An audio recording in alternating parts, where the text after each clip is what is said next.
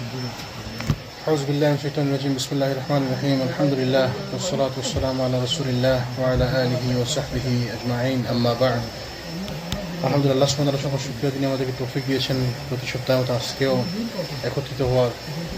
আমরা আলোচনা করতেছিলাম আবু বকর রাদিয়াল্লাহু আনহু জীবনী সম্পর্কে, the life of Abu Bakr রাদিয়াল্লাহু আনহু, দ্য কম্প্যানিয়ন আবু বকর রাদিয়াল্লাহু আনহু। So we've been discussing about Abu Bakr radiallahu anhu since last couple of weeks, like 5, 6 or 7 weeks maybe. Alhamdulillah. So আমরা আবু বকর রাদিয়াল্লাহু জীবনে আলোচনা করতেছি গত দেড় মাস থেকে। আবু বকর রাদিয়াল্লাহু জীবনে আমরা কেন আলোচনা করতেছি? আমরা বলছিলাম আবু বকর রাদিয়াল্লাহু হচ্ছে রাসূল সাল্লাল্লাহু আলাইহি ওয়াসাল্লামের পরে এই উম্মতের মধ্যে সবথেকে গুরুত্বপূর্ণ ব্যক্তি, যার আমলে, আখলাকে, চরিত্রে, কথাবার্তায় সবথেকে উত্তম চরিত্রের অধিকারী হচ্ছেন আবু বকর রাদিয়াল্লাহু আনহু।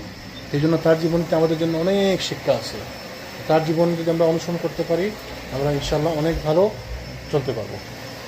আমরা আলোচনা করছিলাম গতদিন আবু বকর রাদিয়াল্লাহু আনহু কীভাবে মানুষকে সাহায্য করতেন, মুসলমানদেরকে সাহায্য করতেন, how he used to help the Muslims, how he used to help the slaves, he used to spend his money so that they can be free. তাদেরকে ফ্রি করার জন্য স্লেভদেরকে, কৃতদাসদেরকে ফ্রি করে দিলেন, মুসলমান কৃতদাসদেরকে, এবং তিনি ইসলামের অনেক খেদমত করেছেন। আমরা বলছিলাম যে তিনি হচ্ছেন আরবের সম্মানিত নেতাদের মধ্যে একজন সম্মানিত। He was a respectable leader among the Arabs. Though he was Muslim but people respected him because he was a leader, and মানুষজন তাকে অনেক রেসপেক্ট করতো। But even after that they use to insult him a lot also because he became Muslim. Just because he became Muslim they use to disrespect him also. They used to punish him. They used to try to hurt him a lot. And at one point we were discussing last week, at one point they were trying to kill him, Abu Bakr radiallahu anhu. He was almost murdered at one point, but then he got saved by his people, his clans, his relatives came and rescued him. So after all this disrespect and punishment and dishonor, Rasulullah gave the companions permission to leave Makkah and travel to make hijrah to Abyssinia. Rasulullah সাহাবীদেরকে একটি পর্যায়ে আসার পরে অনেক কষ্ট সহ্য করার পরে যখন দেখলেন মক্কাতে তাদের জন্য থাকা অনেক কষ্ট হয়ে যাচ্ছে, ডিফিকাল্ট হয়ে যাচ্ছে, তিনি তাদেরকে পারমিশন দিলেন হিজরতের জন্য। হিজরত কোন জায়গায় করবে? প্রথম হিজরত কোন জায়গায় ছিল? আবিসিনিয়াতে। আবিসিনিয়াতে ছিল প্রথম হিজরতের জায়গা। রাসূলুল্লাহ তাদেরকে বললেন যে আবিসিনিয়াতে হিজরত করার জন্য, এবং ওইখানে তাদেরকে কেউ ইবাদতে ডিস্টার্ব করেন, যদিও এটা ছিল নন মুসলিম কান্ট্রি, তাহলে নন মুসলিমদের ল্যান্ড ছিল। তখন থেকে হিজরতের শুরু আসলে, হিজরত করা তখন থেকে পারমিটেড হয়ে গেল, এবং এটা কিয়ামত পর্যন্ত থাকবে। যদিও বড় হিজরত, আর রাসূলুল্লাহ বলছেন মক্কা বিজয়ের পরে বলছেন যে আজকের পরে আর কোনো হিজরত নাই, কিন্তু ছোট ছোট হিজরতগুলো কিয়ামত পর্যন্ত থাকবে। ছোট ছোট হিজরত মানে কি? যখন মানুষ এক জায়গাতে থাকবে এবং ওইখানে বেশি করাপশন চলে আসবে, they can leave this area to go a lesser corrupted area. অনেকে বলছেন যে মেজর, বর্তমানে স্কলাররা বলছেন কেউ যদি চায় যে মেজর হিজরা বলতে বর্তমানে এক দেশ থেকে আরেক দেশে হিজরত করা। ধরেন এক্সাম্পল, কেউ এই দেশে আছে, এই দেশে অনেক বেশি করাপশন, সে চাইলে অন্য দেশে গিয়ে বসবাস করতে পারবে, মুসলিম কোনো দেশে বসবাস করতে পারবে, মানে নন মুসলিম দেশ থেকে মুসলিম দেশে যাওয়া, দারুল কুফর থেকে দারুল ইসলামে যাওয়া। আবার স্কলাররা বলছেন ছোট ছোট ল্যাটারাল হিজরত আছে। ল্যাটারাল হিজরত, what is lateral means? Lateral means like side to side, from here to there. The lateral hijrat ki, ধরেন এক্সাম্পল, আমি একটা শহরে থাকতেছি, I am living in a city which has lots of corruption. এখানে মানে নামাজ পড়া অনেক ডিফিকাল্ট, ইসলাম পালন করা, দিন পালন করা অনেক difficult. Then I can move into a city that has less corruption. তাহলে এক জায়গা থেকে অন্য সিটিতে হিজরত করা, এক স্টেট থেকে অন্য স্টেটে হিজরত করা, সেটাও পারমিসিবল। এটাও যদি কেউ করে দিনের জন্য, সেটা হিজরত হিসেবে গণ্য হবে, এবং সে তারপরেও সে সওয়াবের ভাগিদার হবে ইনশাআল্লাহ। কারণ এক্সাম্পল, আপনি আপনার পরিবার নিয়ে আসেন নিউ ইয়র্ক সিটিতে, নিউ ইয়র্ক সিটিতে ভেরি ডিফিকাল্ট, মানে ইসলাম পালন করা খুব ডিফিকাল্ট, বাচ্চা কাচ্চা মানুষ করা খুব difficult. So decided to move to buffalo with the intention of, যে আমার ইন্টেনশন থাকলো কি, যে আমি যেন সহিভাবে দিন পালন করতে পারি, যে ওইখানে বেশি করাপশন, এখানে কম করাপশন। দ্যাট ডাজন্ট মিন ওইটা দারুল কুফর টু দারুল ইসলাম, এমন না, কিন্তু এখানে বেশি করাপশন, এখানে কম করাপশন। তো আপনি কম করাপ্টেড জায়গায় আসছেন যেন আমি অন্তত আমার বাচ্চাদেরকে নিয়ে, আমার ফ্যামিলিকে নিয়ে আমি একটু ভালোভাবে চলতে পারি। দিস ইজ অলসো হিজরা if your intention was that. রাসূলুল্লাহ সাল্লাল্লাহু আলাইহি ওয়াসাল্লাম সাহাবীদেরকে পারমিশন দিলেন যেন তারা আবিসিনিয়াতে হিজরত করতে পারবে যে যে চায়। তো অনেক সাহাবী যাদের মক্কাতে, those who did not have any hold in Mecca, they were punished a lot by the Quraysh, তো তারা আবিসিনিয়াতে হিজরত করার প্রস্তুতি নিলেন। যাদেরকে মক্কাতে অনেক বেশি অত্যাচার করা হয়েছে, যাদের আর ওইরকম শক্তি নাই মক্কাতে, অনেকের ফ্যামিলিয়াল শক্তি ছিল, আবু বকর রাদিয়াল্লাহু আনহু তাকে যদিও অত্যাচার করছে, বাট তার পরিবারটার সাথে ছিল, তার ক্ল্যান তার সাথে ছিল, তার গোত্রতার সাথে ছিল, তাকে হেল্প করছে। আবার অনেক সাহাবী ছিলেন, ওমর রাদিয়াল্লাহু আনহু শক্তিশালী সাহসী লোক, তাকে কেউ কিছু এমনি করতো না। Nobody would bother Omar রাদিয়াল্লাহু আনহু. Omar was strong and Omar was cruel. Nobody would, try to be, fight with Omar. Omar was the best fighter. And then রাসূল সাল্লাল্লাহু আলাইহি ওয়াসাল্লাম তাকে অনেকে ডিস্টার্ব করতো, কিন্তু তিনি ছিলেন বড় বংশের লোক, তাকেও তার বংশ সেভ করছে। অনেকে ছিল পয়সাওয়ালা লোক, তাদেরকে কেউ খুব বেশি ডিস্টার্ব করতো না। আবার যারা ছিল গরিব কৃতদাস শ্রেণীর লোক, যারা মুক্ত করা কৃতদাস, তাদেরকে নিয়ে বেশি ডিস্টার্ব হইতো। তো তারা ডিসাইড করলো যে তারা আবিসিনিয়াতে হিজরত করবে, এবং তারা আবিসিনিয়াতে হিজরতের জন্য প্রস্তুতি নিল। যখন তারা হিজরতের প্রস্তুতি নিতেন, আবু বকর রাদিয়াল্লাহু আনহু তাদের সাথে হিজরত করার প্রস্তুতি নিলেন। আবু বকরের মতো লোক হিজরত করার প্রস্তুতি নিয়েছেন। This is a big decision. কেন? কারণ আবু বকর হচ্ছে মক্কার লিডারদের মধ্যে একজন leader, one of the leader in Mecca. সে সম্মানিত লোক, পয়সাওয়ালা লোক, এবং he is one of the leader elite in the Mecca. When he decided to leave Mecca, this is a big deal. কিন্তু তিনি দেখলেন যে আল্লাহ সুবহানাহু ওয়া তাআলার দ্বীন পালন করার জন্য ডিফিকাল্ট হয়ে যাচ্ছে। তিনিও ডিসিশন নিলেন যে আমিও আবিসিনিয়াতে হিজরত করব। And he is decided and he started his journey আবিসিনিয়ার দিকে। After he left Makkah and he went 5 days journey, কিছু দূর যাওয়ার পরে একটি জায়গায় তার সাথে দেখা হলো ইবনু দাগিন্না নন মুসলিম, কিন্তু আরেকজন সম্মানিত নেতা। তিনি আবু বকরকে দেখলেন, দেখে বললেন, he found Abu Bakr and he said, where are you going? Abu Bakr said, I'm leaving Makkah. They throw me out and I can't stay there anymore. মক্কাতে আমি থাকতে পারতেছি না, সো আমি আবিসিনিয়াতে হিজরত করব। And then he brought Abu Bakr back. He said, no, people like you cannot leave Makkah. This is a shame for us. People like you, Abu Bakr, you cannot leave Makkah. Then he said, but they are stopping me. They can't let me leave. They can't let me do my religious duty over there. তারা আমাকে আমার দিন পালন করতে দিচ্ছে না, so I have to leave. Then he forcefully brought Abu Bakr and said, no, I will make sure that nobody does anything to you. I will give you my, what do you say? মানে আমি নিরাপত্তা দিব। I will give you security. I will be your guardian angel, like we say. So I'll guard you. I'll talk to the Quraysh leaders. And he brought Abu Bakr back to Makkah. And when Ibn Daginna. তো যখন নিয়ে আসলো Abu Bakr রাদিয়াল্লাহু মক্কাতে ফেরত আনার পরে সে কুরাইশদের কাছে গেল, গিয়ে বললো যে Abu Bakr, I am giving him my security, আমি তাকে আমার সিকিউরিটি দিচ্ছি। সে আমার, এবং মক্কাতে আর কুরাইশদের মধ্যে বা আরবের জাহিলিয়াতের মতো সময় এই জিনিসটা খুব ছিল। আমি যদি আপনাকে নিরাপত্তা দিতাম, বলতাম যে উনি আমার নিরাপত্তায় আছে, তাহলে আপনাকে কেউ কিছু করতো না। Nobody would do anything to you unless informing me or unless coming to me first. এবং এইটা ছিল আরবের নর্ম। মানে কেউ যদি কাউকে, মানে সম্মানিত কেউ একজনকে যদি নিরাপত্তা দিত, সে যদি গিয়ে বলতো যে উনি আমার নিরাপত্তায় আছে, তাহলে আর তাকে কেউ কিছু করতো না। আনলে সবাই এসে তখন আমাকে বলতো যে উনি এটা করতেছে, tell him to do this and that. মানে ওনাকে আর কিছু করবেন না, ওনাকে কিছু করা মানে আমার সম্মানে আঘাত হানা। আমি যখন বলছি উনি আমার নিরাপত্তা আছে, তারপরে আপনি যদি ওনার সাথে খারাপ ব্যবহার করেন, that means you are misbehaving with me actually. কিছু জিনিস সুন্দর ছিল তো, জি, দ্যাট গুড থিংস। তো আপনি দেখেন না যে আবু বকরকে আমি নিরাপত্তা দিলাম, ওনাকে কেউ কিছু বলবে না। তখন they gave him condition, Abu Bakr is not good for the society. Of course, he's not good for the non-Muslim society, right? But Abu Bakr is an influential person. He's spending his money for Islam. He's spending his money for Muslims, poor Muslims. And he is an influential person. He's a leader also. If he goes against our religion, this is bad for our religion, like in a non-Muslim's perspective. So they said, okay.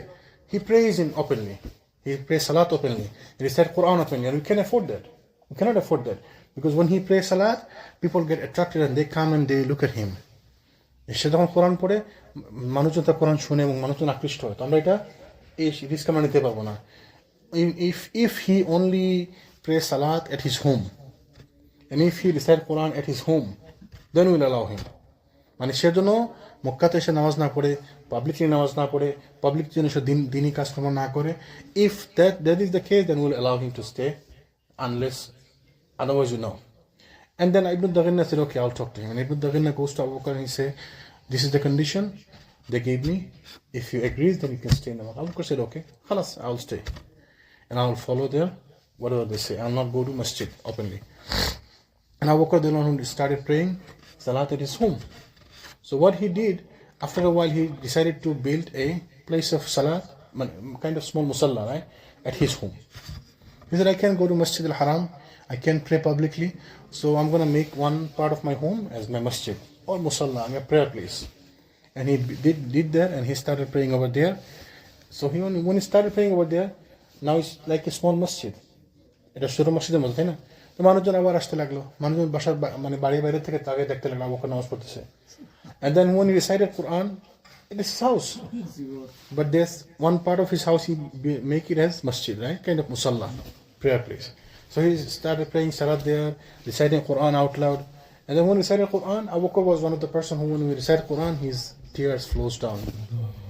And আমরা তো কোরআন বুঝি না, we don't understand Quran. That's why when we recite the Quran, we don't understand anything. আমাদের কোনো বোধোদয় হয় না, তাই না?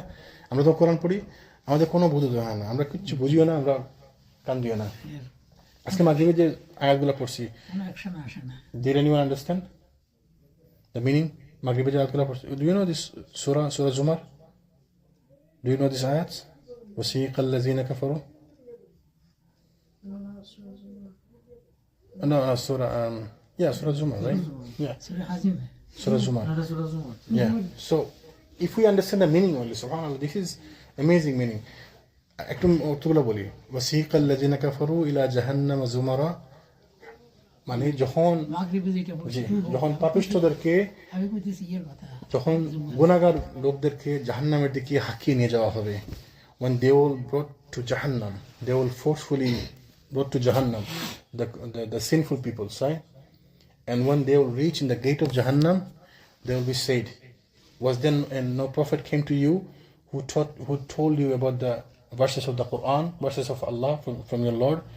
And then you will say, yes, there was. But then Allah's punishment came down them, because they did not obey the verses of Allah subhanahu wa ta'ala, they did not obey their prophets, right? And then it will be said, when they reach in the gate of Jahannam, জাহান্নামের দরজা যখন তারা পৌঁছাবে, তখন জাহান্নাম থেকে তাদেরকে বলা হবে, জাহান্নামের প্রহরীরা বলবে, এখন তোমরা এখানে থাকো চিরকালের জন্য। তারপর কঠিন পরিস্থিতি, such a worse condition for the one who is arrogant, the arrogance, মানে অহংকারীদের জন্য কঠিন আবাসস্থল, জাহান্নামের কথা বলা হচ্ছে।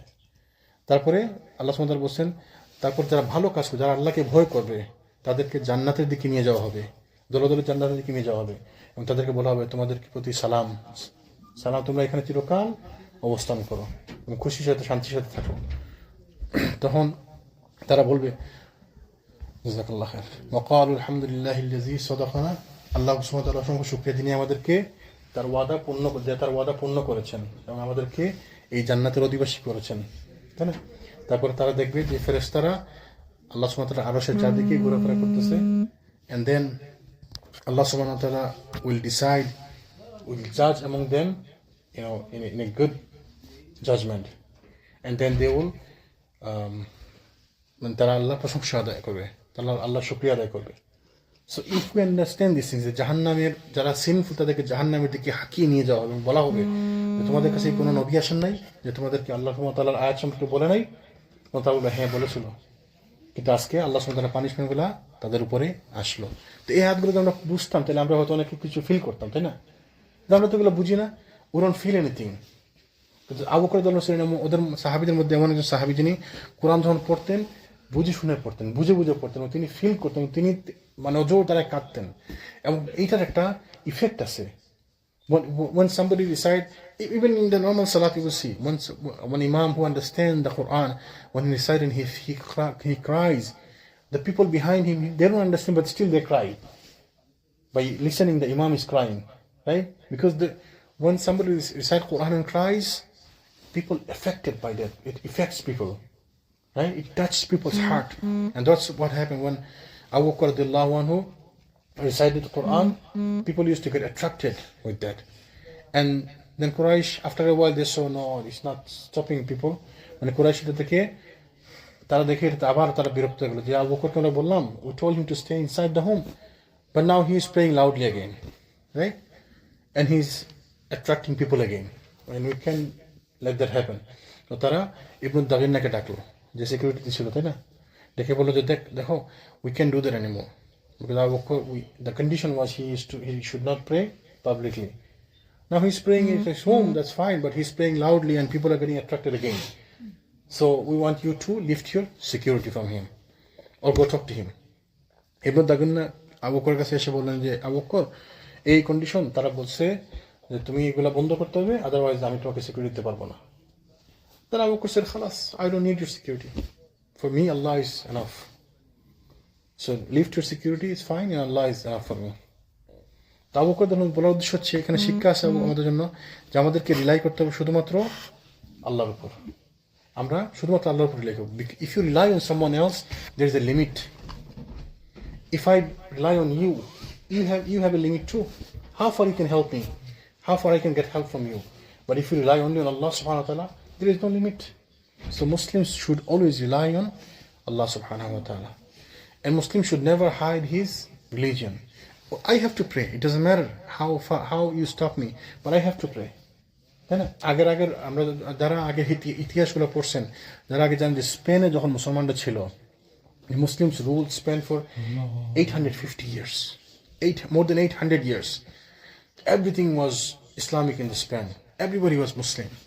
But then for some reason, Muslims got defeated. মুসলমানরা পরাজিত হলো, খ্রিস্টানরা টেক ওভার করলো।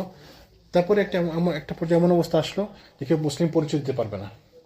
যারা মুসলমান ছিল লুকিয়ে লুকিয়ে, মুসলমানরা হয় তারা হিজরত করে চলে গেছে, otherwise they converted to Christianism. Some people was Muslim inside. Inside they are Muslim, but outwardly they became Christian. Right? But they hid their iman. Sir জানেন এগুলা স্পেনের ইতিহাস, মুসলমানদের ইতিহাস, তাদেরকে বলা হতো মরিস্কো কারা? যারা বাইরে বাইরে খ্রিস্টান, মানে মানুষকে দেখানোর জন্য খ্রিস্টান হয়েছে, বাট ভিতরে ভিতরে তারা মুসলমান ছিল। But then they never to take them as regular Christian. They never honored them as regular Christian. They never respected them. They always used to say, যেমন বাংলাদেশে যেমন যুদ্ধের পরে যারা বাংলাদেশ থেকে গেছিল বিহারি, এদেরকে এখনো পর্যন্ত এদেরকে বিহারি বলে ডাকা হয়। আসে না বিহারি কিংবা আসে না ডাকে, এখন এদেরকে কেউ সম্মান করে না। ওই যত এরা বাঙালি হোক আর বাংলাদেশে থাকুক আর জায়গা জমি কিনুক বাড়িঘর কিনুক, ওই দিন ওদেরকে বাংলাদেশের নাগরিকত্ব দেওয়া হয়েছে। But people still call them Bihari. মানে এদেরকে নাম, people gave them names. বাঙালি যারা পাকিস্তানে থেকে গেছিল যুদ্ধের পরে, নো রেসপেক্ট। যারা পাকিস্তান গেছেন বা পাকিস্তান বাঙালি পল্লীতে গেছেন, ওদের কোনো রেসপেক্ট নেই। মানে এরা জেলে পাকিস্তানে শুধু মাছ ধরে, এরা কিচ্ছু নাই, এদের কোনো সম্মান নাই, কিচ্ছু নাই। এদের একটা আলাদা এলাকা আছে, ওই এলাকায় ওরা থাকে, এদের কোনো রেসপেক্ট নাই, তাই না? ওই সেম অবস্থা ছিল মরিস্কোদের। ওরা খ্রিস্টান হয়েছে ঠিকই, কিন্তু ওদেরকে কেউ রেসপেক্ট করতো না। ভিতরে তারা মুসলমান ছিল, কিন্তু যারা আসলেই ইমানদার ছিল তারা লুকিয়ে নামাজ পড়তো। তাদের বাসায় লুকানো কাপড়ের টুকরা ছিল, যারা তারা নামাজ পড়তো। জানামাজ তো ওপেনলি থাকতে পারতো না, কারো বাসায় জানামাজ ছিল না, রাখার পারমিশন ছিল না, কিন্তু লুকাইয়া কেউ কোনো একটা কাপড় রাখতো, ওটার উপরে নামাজ পড়তো। আগের ইতিহাস ওগুলো পড়লে পাওয়া যায় এটা। সো মোট কথা হচ্ছে, শিক্ষা হচ্ছে আমাদের এখানে, we cannot hide our religion. Even if you are forced to hide your religion, you hide, but you still pray towards Allah subhanahu wa ta'ala. আমাদের রিলিজিয়াস ডিউটিগুলো আমাদেরকে পালন করতে হবে। লুকায় হইলো, গোপন হইলে আমাদেরকে পালন করতে হবে। And then you have to rely on Allah subhanahu wa ta'ala only. So Abu Bakr radhiyallahu anhu also, even though he was a leader, but still he was persecuted from the land. He was punished by his people, and he also tolerated a lot just because he was Muslim. He took Islam as religion.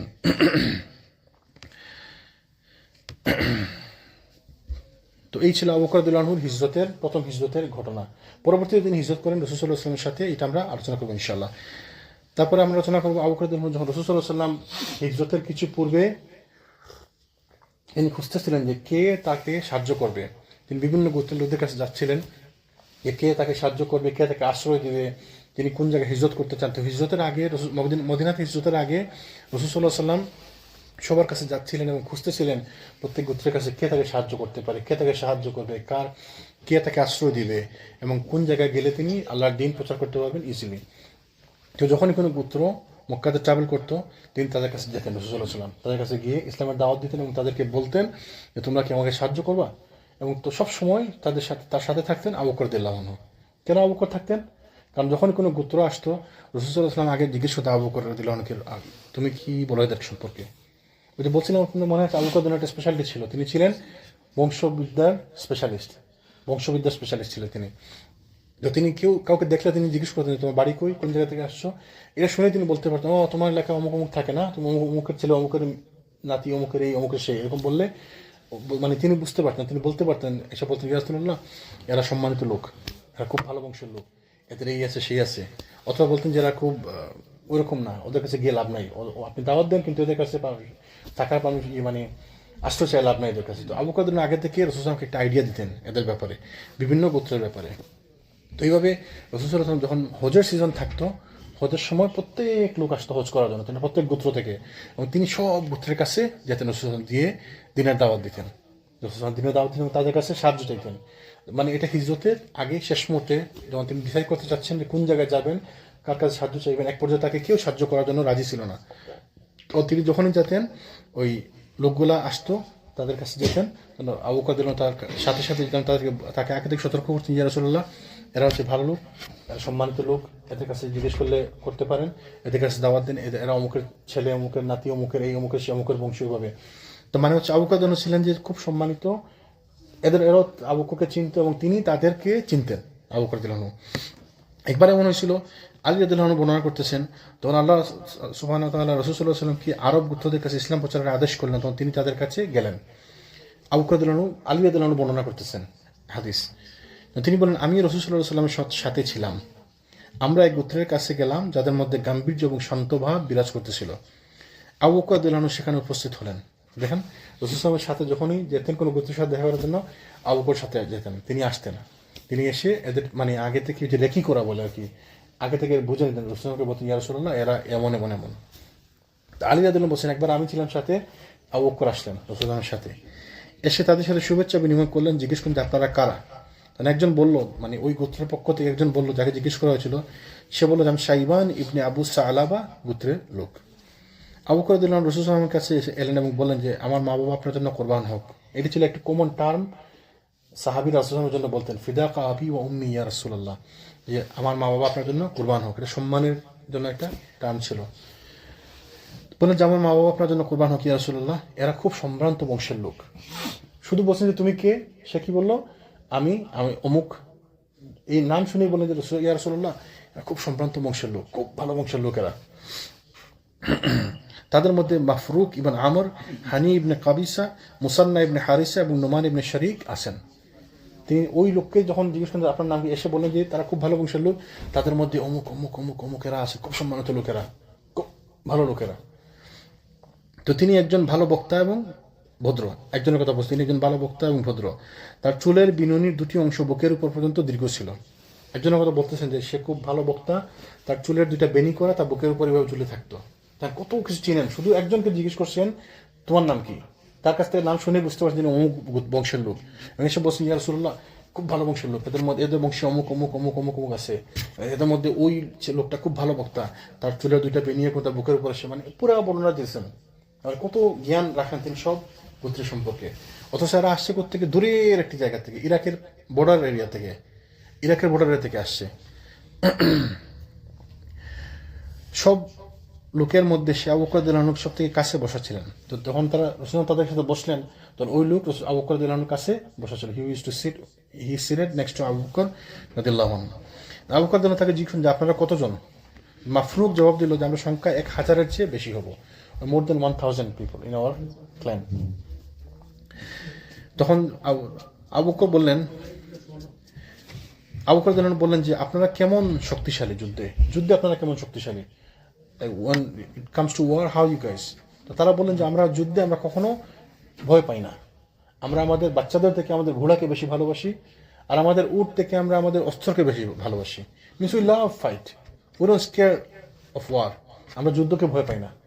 তার মানে আসলে তারা তো চাচ্ছিলেন যে Abu Bakr রাদিয়াল্লাহু আনহু রাসূল সাল্লাল্লাহু আলাইহি ওয়াসাল্লাম চাচ্ছিলেন যে আমরা এমন কোনো গোত্র খুঁজবো যারা আমাদেরকে সাপোর্ট করবে, যাদের কাছে যদি আমরা যাই তারা আমাদেরকে সিকিউরিটি দিবে, প্রোটেকশন দিবে, রাইট। তারপর তারা বললো যে আমরা যখন রাগান্বিত হই তখন আমরা মরণপণ যুদ্ধ করি, যখন আমাদের সাথে কেউ যুদ্ধ করতে আসে আমরা খুব রাগ করি, আমরা যুদ্ধ ভালোবাসি না, মানে যুদ্ধ আমরা পছন্দ করি না, কিন্তু কেউ যখন যুদ্ধ করতে আসে তখন আমরা যুদ্ধ করতে ভালোবাসি, যুদ্ধ যখন করা লাগে আমরা করতে ভালোবাসি। আমরা খুব রাগান্বিত হই কেউ যখন আমাদের সাথে লড়তে আসে, আর যখন আমরা রাগান্বিত হই তখন আমরা ভালো যুদ্ধ করি, means they just wanted to say that আমরা ভালো যোদ্ধা, এটা ছিল মূল পয়েন্ট। তারপর তিনি জিজ্ঞেস করেন যে তুমি কি কুরাইশদের ভ্রাতা, কুরাইশদের ভাই, মানে যার কথা আমরা শুনছি তুমি কি সেই? আবু বকরকে জিজ্ঞেস করলেন তো তুমি যার কথা আমরা শুনছি তুমি কি সেই? আবু বকর বললেন যে হ্যাঁ, তার খবর যদি তোমাদের কাছে পৌঁছে থাকে তাহলে খুবই সুসংবাদ, তিনি হচ্ছেন ইনি আল্লাহ রাসূল সাল্লাল্লাহু আলাইহি ওয়াসাল্লাম। আবু বকর কথা বলতেছিলেন দেখে তারা মনে করছে আবু বকর মনে হয় যার কথা আমরা শুনছি যে আরবে একজন নবী আসছে উনি কিনা। তো তিনি বলেন যে তোমরা যদি তার কথা শুনে থাকো যে ভালো, দ্যাটস গুড, বাট ওটা আমি না, ওটা হচ্ছেন উনি রাসূল সাল্লাল্লাহু আলাইহি ওয়াসাল্লাম। রাসূলের সাথে পরিচয় করে দিলেন। তখন রাসূল তারা জিজ্ঞেস করলো ইয়া রাসূলুল্লাহ, হে কুরাইশদের ভাই, হে কুরাইশ ভাই, তুমি আমাদেরকে কি বলো, কি what you want to say, তুমি কি দাওয়াত দিতে চাও আমাদেরকে, তাই না? রাসূল তাদেরকে তখন বললেন উদউকুম ইলা শাহাদাতি আল্লা ইলাহা ইল্লাল্লাহ ওয়াহদাহু লা শারীকা লাহু ওয়া আন্নী আবদুল্লাহি ওয়া রাসূলুহু ওয়া ইলা আন তুউনি ওয়া তানসুরুনি ফাইন্না কুরাইশান قد تظاهرت على الله وكذبت رسوله واستغنت بالباطل عن الحق والله هو الغني الحميد। তিনি তাদেরকে দাওয়াত দিলেন, বলে যে আমি তোমাদেরকে দাওয়াত দিচ্ছি, তোমরা এটি স্বীকার করবে যে আল্লাহ ছাড়া কোনো উপাস্য নেই, তার কোনো শরিক নেই, এবং আমি তার দাস এবং তার রাসূল। আমি এদিকেও তোমাদেরকে আহ্বান করি যে তোমরা যেন আমাকে আশ্রয় দাও এবং আমাকে সাহায্য করো। বস্তুত কুরাইশ আল্লাহর দ্বীনের বিরুদ্ধে একতাবদ্ধ হয়েছে এবং তার প্রেরিত রাসূলের উপর তারা অবিশ্বাস করেছে এবং সত্য জানার পরও তারা মিথ্যা আঁকড়ে আছে। আর আল্লাহ সবচেয়ে অমুখাপেক্ষী এবং সবচেয়ে বেশি প্রশংসিত। তিনি তাদেরকে দাওয়াত দিলেন, আল্লাহ সুবহানাহু ওয়া তাআলা পাঠাইছেন আমাকে, আমি আল্লাহ রাসূল, তার দাস এবং তার রাসূল। তিনি বলছেন যে তোমরা তার ইবাদত করো, আর আমি তোমাদের কাছে সাহায্য চাচ্ছি। কুরাইশ আল্লাহর দ্বীনকে প্রত্যাখ্যান করেছে, তারা তাদের রাসূলকে খারাপ ব্যবহার করে, রাসূলের সাথে খারাপ ব্যবহার করতেছে, তো আমি চাচ্ছি তোমরা আমাকে সাহায্য করবে। এই দাওয়াত দিলেন তাদেরকে। তখন মাফরুক বললেন, তাদের মধ্যে যে স্পোকস তিনি বললেন, হে কুরাইশদের ভ্রাতা, আর কিসের দিকে আপনি আমাদেরকে আহ্বান করেন? What else you want to tell us? তো আল্লাহর কসম, এর চেয়ে ভালো কোনো কথা আমি এর আগে কোনোদিন শুনিনি। রাসূল সাল্লাল্লাহু আলাইহি ওয়াসাল্লামের কথা ছিল এমনই ডায়নামিক, যখন তিনি কোনো কিছু বলতেন তখন সবাই চুপ হয়ে যেত, শুনতো। একবার এক লোক আসছিল এই দূর কোনো জায়গা থেকে, এবং সে ছিল খুব নামকরা কবি, আরব কবিদের খুব ডিমান্ড ছিল, তো সে খুব নামকরা কবি ছিল। সে এসে বললো যে তাকে আনা হয়েছে স্পেশালি হায়ার করে আর কি, মোহাম্মদ সাল্লাল্লাহু আলাইহি ওয়াসাল্লামের সাথে সে বাক বিনিময় করবে, লড়াই করবে কথা দিয়ে। কারণ তো সবাই বলা বলি করছে মোহাম্মদ সাল্লাল্লাহু আলাইহি ওয়াসাল্লামের সাথে কথাই পারা যায় না, এত সুন্দর কথা বলেন। ওই লোক বলে যে আই ক্যান হ্যান্ডেল হিম, আমি তো বড় নাম করা কবি, তো কবিতার মাধ্যমে তাকে আমি পরাজিত করবো। তখন তাকে নিয়ে আসা হলো, বললো যে আপনি কি বলেন, বলতে চান বলেন না, আপনি কি বলেন? তো রাসূল তাকে বলতে শুরু করলেন, ইন্নাল হামদালিল্লাহ নাহমাদুহু ওয়া নাস্তাঈনুহু ওয়া নাস্তাগফিরুহু। এটুক বলার পরে বললো কাদ থামো থামো, আর I don't need any more, মানে এত সুন্দর কথা আমি আর কোনোদিন আগে শুনিনি। ইন্নাল হামদালিল্লাহ নাহমাদুহু ওয়া নাস্তাঈনুহু ওয়া নাস্তাগফিরুহু, ওইটুক শুনে সে বললো আর দরকার নেই, এত সুন্দর কথা আমি আর কোনোদিন শুনিনি। এই কথা কোনো মানুষের কথা হতে পারে না, মানে এইটা কোনো সাধারণ কোনো মানুষের কথা হতেই পারে না। তো রাসূল সাল্লাল্লাহু আলাইহি ওয়াসাল্লামের কথার মধ্যে একটা ডায়নামিক একটা ভঙ্গি ছিল, যখনই কেউ শুনতো অবাক হয়ে যেত মানুষজন। তো এই লোকটা শুনে বললো, মাফরুক বলে দিয়া আমি এই কথা কোনোদিন এরকম কোনো শুনিনি এর আগে, এত সুন্দর কথা কোনোদিন শুনিনি, আরও জানতে চাই, আমাদেরকে আরও কিছু বলুন, আপনি আর কি বলতে চান আমাদেরকে বলুন। রাসূল সাল্লাল্লাহু আলাইহি ওয়াসাল্লাম তাদেরকে কিছু আয়াত তিলাওয়াত করে শোনান। কি তিনি বললেন, قل تعالوا أتل ما حرم ربكم عليكم ألا تشركوا به شيئا وبالوالدين إحسانا ولا تقتلوا أولادكم من إملاق نحن نرزقكم وإياهم ولا تقربوا الفواحش ما زهر منها وما بطن ولا تقتلوا النفس التي حرم الله إلا بالحق ذلكم وصاكم به لعلكم تعقلون। তিনি আয়াতগুলো তেলাওয়াত করলেন, আপনি বলুন এসো আমি তোমাদেরকে ওইসব বিষয়ে পাঠ করে শোনাই। তারা শুনতে চাইলো যে আপনি আমাদের কার কিছু বলুন, আর কি বলতে চান। তো তিনি কোরআনের আয়াত তেলাওয়াত করলেন, কোরআনের আয়াত দিয়ে তাদেরকে আনসার দিলেন। কি কোরআনের আয়াতে আল্লাহ বলছেন, আপনি বলুন এসো আমি তোমাদেরকে ওইসব বিষয়ে পাঠ করে শোনাই যেগুলো তোমাদের প্রতিপালক তোমাদের জন্য হারাম করেছেন। তা এই যে আল্লাহর সাথে কোনো কিছুকে অংশীদার করা যাবে না, মানে শিরিক করা যাবে না। দেখেন আগেও বলছেন তোমরা শুধুমাত্র আল্লাহর ইবাদত করো, এখনো বলছেন যে আল্লাহর সাথে শিরিক করা যাবে না। তার মানে দাওয়াত মানেই হচ্ছে আল্লাহর সাথে শিরিক করা যাবে না, দাওয়াত মানেই হচ্ছে তাওহীদ ছাড়া কোনো দাওয়াত নাই। যখনই কাউকে দিনের দাওয়াত দিতে হবে তাকে তাওহীদেরই দাওয়াত দিতে হবে, ঘুরে ফিরে তাওহীদ, শিরিক করা যাবে না, শুধুমাত্র আল্লাহর ইবাদত করতে হবে, আল্লাহ ছাড়া কোনো ইলাহ নাই। দেখেন আর কেউ মুসলমান হতে হলে কি বলা লাগে? লা ইলাহা ইল্লাল্লাহ, আল্লাহ ছাড়া কোনো ইলাহ নাই। লা ইলাহা ইল্লাল্লাহ ওয়াহদাহু লা শারীকা লাহু, তার কোনো শরীক নাই। আল্লাহ ছাড়া কোনো ইলাহ নাই, তার কোনো শরীক নাই। এই কথাগুলোই হচ্ছে প্রত্যেকটা দাওয়াতি কাজের মূল দাওয়াত। তো প্রত্যেক নবীদের দাওয়াত ছিল এটা, যে আল্লাহ ছাড়া কারো ইবাদত করা যাবে না, আল্লাহর সাথে কাউকে শরীক করা যাবে না, আল্লাহ ছাড়া একমাত্র ইলাহ, ইবাদতযোগ্য। এবং এই কথাটাই আমাদেরকে বুঝতে হবে। এই জন্য তাওহীদই হচ্ছে মূল দাওয়াত। প্রত্যেক নবীদের দাওয়াত হচ্ছে তাওহীদ। তিনি বলেন তা হচ্ছে এই যে আল্লাহর সাথে কোনো কিছু অংশীদার করো না, পিতামাতার সাথে সদ্ব্যবহার করো, স্বীয় সন্তানদেরকে দারিদ্র্যের কারণে হত্যা করো না। আমি তোমাদেরকে এবং তাদেরকে রিজিক দিয়ে থাকি, প্রকাশ্যে হোক কিংবা অপ্রকাশ্যে হোক অশ্লীল কাজের নিকটেও যেও না। আল্লাহ যার হত্যা নিষেধ করেছেন যথাযথ কারণ ছাড়া তোমরা তাকে হত্যা করো না। তোমাদেরকে নির্দেশ দিয়েছেন যেন তোমরা বুঝো। কারণ এইগুলো এখানে যতগুলো পয়েন্ট বলছেন রাসূল সাল্লাল্লাহু আলাইহি ওয়াসাল্লাম, মানে এই আয়াতের মধ্যে যতগুলো পয়েন্ট আল্লাহ সুবহানাহু ওয়া তাআলা বলছেন, প্রত্যেকটা পয়েন্ট ওই সময়কার লোকদের জন্য মানে তাদেরকে কেন্দ্র করেই বলছেন। তোমরা তোমাদের সন্তানদেরকে হত্যা করো না, তোমাদের পিতামাতার সাথে সদ্ব্যবহার করো, তোমরা দারিদ্র্যের ভয়ে সন্তানকে হত্যা করবা না, এমন কাউকে হত্যা করবে না যাকে হত্যা করার নিষেধ কোনো প্রয়োজনীয় কারণ ছাড়া। কারণ তারা অপ্রয়োজনীয় মানুষ হত্যা করতো, গোত্রীয় মারামারির কারণে মানুষ হত্যা করতো। প্রত্যেকটা পয়েন্ট তাদের জন্য গুরুত্বপূর্ণ ছিল। তাইলে যখন আমরা কাউকে দাওয়াত দিব, দাওয়াতি কাজ করব, ওই পরিস্থিতি বুঝে, ওই লোকদের পরিস্থিতি বুঝে আমাদেরকে দাওয়াতি কাজ করতে হবে। এটা ছিল নববী দাওয়াতের পদ্ধতি। যেখানে যাবেন ওই এলাকার পরিস্থিতি বুঝে ওই বিষয়ে দাওয়াত দিবেন। খুতবা দিতে হইলে ওই পরিস্থিতি বুঝে ওই বিষয়ের উপর খুতবা দিতে হবে। আমরা একটা ধরি খালি প্রত্যেক সময় একটা ধরি খুতবা, আপনাকে খুতবা দিতে হইব আপনার পরিস্থিতি বুঝি যে সময় যেটা আসে আমরা সামনে সেইটা দিতে হইব। যেমন এখন হজের সময় আমরা যদি আলোচনা করি প্রতিদিন রামাদান সম্পর্কে, ইটস নো বেনিফিট। আবার রামাদানের আগে যদি আমরা সব সময় যে হজ নিয়ে আলোচনা করি, দের ইজ নো বেনিফিট। আমাদের পরিস্থিতি বুঝে, সময় বুঝে, প্রেক্ষাপট বুঝে আলোচনা করতে হবে, প্রেক্ষাপট বুঝে দাওয়াতি কাজ করতে হবে। তো এই কথা শুনে, এই আয়াতগুলো শুনে মাফরুক বলল, আল্লাহর কসম আপনি সব থেকে উন্নত চরিত্র এবং উন্নত আমলের দিকে আহ্বান করছেন। এই যারা জিনিসগুলো শুনতেছে, বুঝতেছে, এরা তো শুনেই বুঝে যে আসলে তো আপনি ভালো কথা বলছেন। এই কাজগুলো যদি আমরা করি, then we are higher character, আমরা উন্নত চরিত্রের অধিকারী হব। উন্নত কাজের কথা, ভালো কাজের কথা বলতেছেন। তো কে না বলবে যে মা বাবাকে সম্মান করতে করা ভালো কাজ, আল্লাহর সাথে কাউকে শরীক না করা ভালো কাজ, নিজের সন্তানদের হত্যা না করা ভালো কাজ, এগুলো তো অবশ্যই ভালো কাজ। যাদের বুঝ আছে, আল্লাহ সুবহানাহু ওয়া তাআলা কি বলছে, যেন তোমরা বুঝো, আল্লাহ নির্দেশ তোমরা বুঝো। তাহলে যারা বুঝ আছে তারা বুঝবে, সবাই তো বুঝবে না।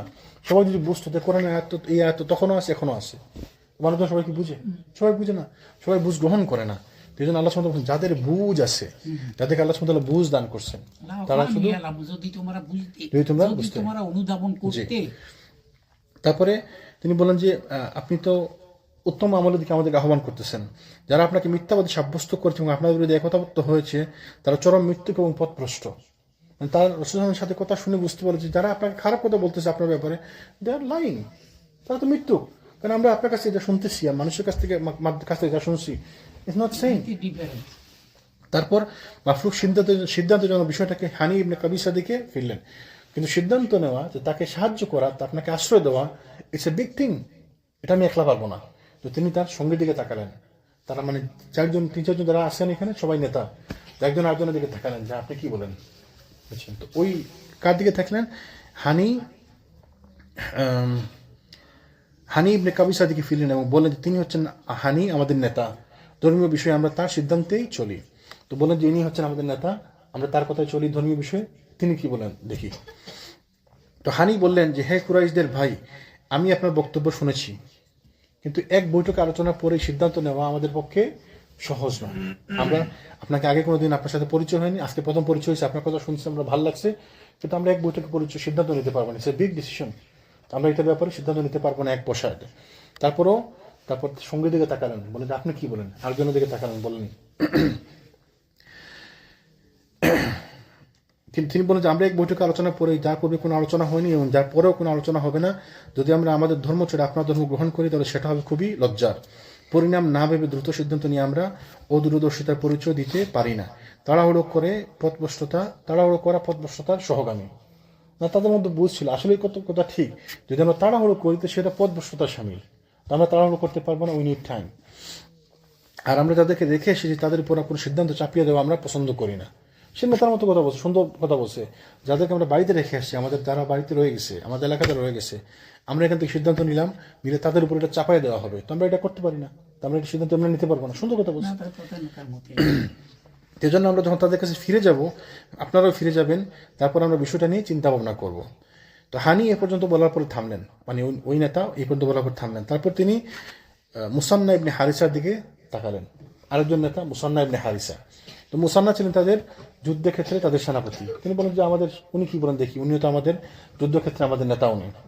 তো মুসান্না ইবনে হারিসাও সেম কথা বললেন যে আমরা আসলে এইভাবে মেনে নিতে পারি না। আর আমরা হচ্ছে থাকি এমন এক জায়গায়, আমাদের ভৌগোলিক অবস্থা এমন এক জায়গায়, একদিকে হচ্ছে আমরা এই ইরাকের বর্ডার, মানে এই পারস্য সাম্রাজ্য, তখন পারস্য সাম্রাজ্য হচ্ছে তৎকালীন যুগের আমেরিকা, মানে পাওয়ারফুল। এদের সাথে আমরা ওদের সাথে চুক্তিবদ্ধ, আমরা ওদের এক পাশে ওরা আর এক পাশে হচ্ছে আরব। তো দুই দেশের মাঝখানে বর্ডার এরিয়াতে আমরা থাকি, আমাদের জন্য আপনাকে সাহায্য করা খুব ডিফিকাল্ট। আর যেহেতু আমরা ওদের সাথে চুক্তিবদ্ধ যে আমরা নতুন কোনো ধর্মের দিকে ধাবিত হব না, নতুন কোনো কিছুর সাথে জড়িত হব না, আমরা আপনাকে সাহায্য করতে পারবো না, সরি। বাট আপনি যদি চান আমাদের কাছে আসতে, আরবদের কাছ থেকে আমরা আপনাকে হেল্প করতে পারবো, মানে রক্ষা করতে পারবো, কিন্তু ইরাকিদের কাছ থেকে বা পারস্যদের কাছ থেকে আমরা আপনাকে কোনো সিকিউরিটি প্রোটেকশন দিতে পারবো না, যেহেতু আমরা ওদের সাথে চুক্তিবদ্ধ, নাম্বার 1। নাম্বার 2, ওরা আমাদের থেকে শক্তিশালী। রসুল বলেন যে ঠিক আছে, উত্তম, ভালো কথা বলছেন আপনি, আপনারা ভালো কথা বলছেন, আমরা থামবো ইনশাল্লাহ, এটা শেষ করি। তারপরে এই যে নাম কি বললাম, শেষের নামটা কি বললাম, মুসান্না ইবনে হারিসা। এই নাম শুনছেন না আগে? আচ্ছা, ইনি হচ্ছেন আবু বকর রাদিয়াল্লাহু আনহু শাসনকালে বড় এক সেনাপতি ছিলেন ইসলামের। মানে রাসূল সাল্লাল্লাহু আলাইহি ওয়াসাল্লামের মদিনাতে হিজরতের পরে কিছুকাল পরে তিনি ইসলাম গ্রহণ করছেন, এই সাহাবী মুসান্না ইবনে হারিসা। এবং তিনি পরবর্তীতে ওই পারস্য যুদ্ধে, পারস্য অভিযানে আবু বকর রাদিয়াল্লাহু আনহু যে মানুষ পাঠাইছিলেন, সাহাবীরা পাঠাইছিলেন, তিনি ছিলেন মানবতার সেনাপতি।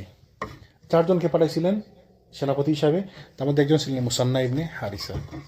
আল্লাহ সুবহানাহু ওয়া তাআলা দেখেন কিভাবে মানুষকে চেঞ্জ করে দেন সময়ের পরিবর্তনে। ওই যে লোক পারস্যদের সাথে যুদ্ধ করার জন্য ভয় পাইছে যে ওদের সাথে আমরা পারবো না, আমরা আপনাকে ওদের কাছে প্রোটেকশন দিতে পারবো না, ওই লোকই পারস্যদের বিরুদ্ধে যুদ্ধ করে এই বাগদাদ দখল করছে, পারস্য সাম্রাজ্য দখল করছে। Islam, just because he became Muslim, Allah subhanahu wa ta'ala changed his heart and he became মানে courageous, সাহসী বনে গেল। শুধুমাত্র ইসলামের কারণে কিভাবে চেঞ্জ হয়েছে। দেখেন এই যে সাহাবীরা, এই যে সাহাবীরা আবু বকর দেখুন দাঁড়ে ঘুরতেছেন রাসূলের সাথে, অথচ পরবর্তী 10-12 বছরের মধ্যে এই আবু বকর একসাথে প্রত্যেক জায়গায় সেনাবাহিনী পাঠিয়েছেন। ইরাকে পাঠিয়েছেন 4টা সেনাবাহিনী, সিরিয়াতে পাঠিয়েছেন 4টা সেনাবাহিনী, ইয়েমেনের দিকে পাঠিয়েছেন সেনাবাহিনী, ওই মুসাইলামা বিন কাজ্জাবের বিরুদ্ধে পাঠিয়েছেন সেনাবাহিনী। মানে যত তৎকালীন দুনিয়াতে যত ফ্রন্ট ছিল, যত দেশ ছিল, সব দেশ একসাথে সেনাবাহিনী পাঠিয়েছে। আল্লাহ সুবহানাহু ওয়া তাআলা কি কুদরত দেখেন। অথচ এই আবু বকর রাদিয়াল্লাহু আনহু মানুষের দাঁড়ে ঘুরতেছে রাসূলকে নিয়ে সাহায্যের জন্য। কে তাকে সাহায্য করবে, কে তাদেরকে আশ্রয় দিবে, আল্লাহ রাসূলকে কে আশ্রয় দিবে। অথচ উইদিন 10-12 ইয়ার্স আল্লাহ সুবহানাহু ওয়া তাআলা তাদেরকে এত শক্তিশালী করলেন, এই ইরাকিদেরকে পরাজিত করলেন, পারস্য সাম্রাজ্যকে পুরা ধ্বংস করে দিলেন আল্লাহ সুবহানাহু ওয়া তাআলা। সিরিয়ানরা ধ্বংস হয়ে গেল, পুরা মানে শেষ হয়ে গেল সিরিয়ানরা। ইসলামের বিজয় পুরা পৃথিবীতে ছড়িয়ে পড়লো। এটা কি জন্য? ইমানের বলে, তাকওয়ার বলে। তো আমাদেরকে তাকওয়াশীল হতে হবে, আমাদেরকে ইমানদার হতে হবে, আমাদের ইমান মজবুত থাকতে হবে। যদি আপনার আপনার ইমান মজবুত থাকে, সাহায্য আল্লাহ সুবহানাহু ওয়া তাআলার পক্ষ থেকে আসবে। আমরা চেষ্টা করে যাব, সাহায্য আল্লাহর পক্ষ থেকে আসবে। সেজন্য আমাদেরকে দিনের উপর ইমানের সাথে থাকতে হবে। আল্লাহ যেন আমাদেরকে তৌফিক দান করেন। সম্বোধন হইলেও ভাই বলি, জি, তাদের আবার এদের সম্বোধনটা হইলেও ভাই বলি, আমরা দিনী ভাই বা আমরা ভাই, একই ভাই, আমরা আপনাদের সাহায্য জি জি। আল্লাহ সুবহানাহু ওয়া তাআলা আমাদের বুঝার তৌফিক দান করেন।